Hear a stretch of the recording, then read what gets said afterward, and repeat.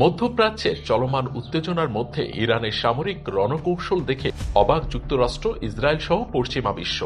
যুক্তরাষ্ট্রের ধারণা, ইরানের সর্বোচ্চ নেতা আয়াতুল্লাহ আলী খামেনিকে সরিয়ে দিলেই যুদ্ধে হেরে যাবে তেহরান, করবে আত্মসমর্পণ। তবে আলী খামেনির অনুপস্থিতিতে তার নির্দেশনা ছাড়াই চলছে ইরানের সামরিক কার্যক্রম। কিভাবেই বা চলছে ইসরায়েল, সৌদি, কাতার ও আমিরাতের রকেট বা ক্ষেপণাস্ত্র হামলা। এখন থেকে স্পাইসি ক্রিস্পি পটাটা, প্রাণ পটাটা, একটি স্বনির্ভর বিস্কুট। সামরিক বিশ্লেষকদের মতে বিকেন্দ্রীকৃত হামলা কৌশল এবং তথাকথিত মোজাইক ডিফেন্স সিস্টেমের মাধ্যমে চলছে ইরানের প্রত্যাঘাতের হামলা।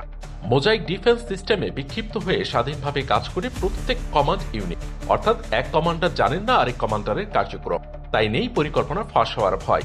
কোন কমান্ড সেন্টার কোথায় হামলা করবে তার তথ্য থাকে নির্দিষ্ট সেই ইউনিটের কাছে। কার্যকর এবং ভয়ঙ্কর এই রণনীতির নাম মোজাইক ওয়ারফেয়ার বা মোজাইক ডিফেন্স সিস্টেম, যা ইসরায়েল ও মধ্যপ্রাচ্যে যুক্তরাষ্ট্রের বিরুদ্ধে পরিচালনা করছে ইরানের বিপ্লবী গার্ড বাহিনী IRGC। প্রতিটি ইউনিটের কাছে নির্দিষ্ট অপারেশনাল ক্ষমতা, অস্ত্রসজ্জা ও প্রস্তুত পরিকল্পনা থাকে। ফলে কেন্দ্রীয় নেতৃত্বে সাময়িকভাবে অনুপস্থিত থাকলেও মাঠ পর্যায়ের কমান্ডাররা নিজস্ব সিদ্ধান্তে অভিযান পরিচালনা করতে পারেন।